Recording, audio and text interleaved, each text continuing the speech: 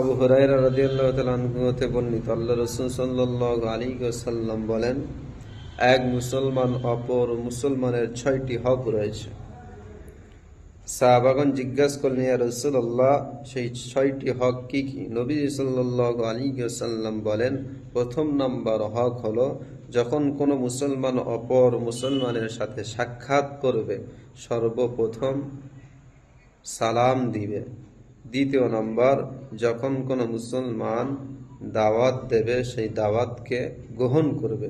তৃতীয় নম্বর, যখন কোনো মুসলমান তোমার কাছে কল্যাণ কামনা করবে তখন তুমি তার কল্যাণকর কথা বলবে এবং কল্যাণকর দোয়া করবে। চতুর্থ নম্বর, যখন কোনো মুসলমান অসুস্থ হয়, তার অসুস্থ হওয়ার কারণে যখন সে বিছানা শয্য হয় তাকে দেখতে যাওয়া, তার খোঁজ খবর নেওয়া। 5 নম্বর, যখন কোনো মুসলমান হাসি দিয়ে আলহামদুলিল্লাহ বলবে তার জবাবে ইয়ারহামুকাল্লাহ তোমাকে বলতে হবে। এটা মুসলমানের হক।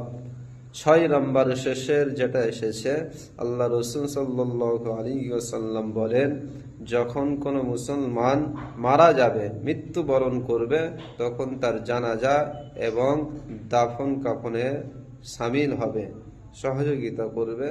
সেই ব্যক্তির জানাজা তোমরা পড়বে এবং তার দাফনও তোমরা করবে। এটা হলো মুসলমানের উপর 6টি হক। এই 6টি হক মহান আল্লাহ তাআলা আমাকে আপনাদের সকলকে সঠিকভাবে আদায় করার তৌফিক দান করুন, বলি আমিন।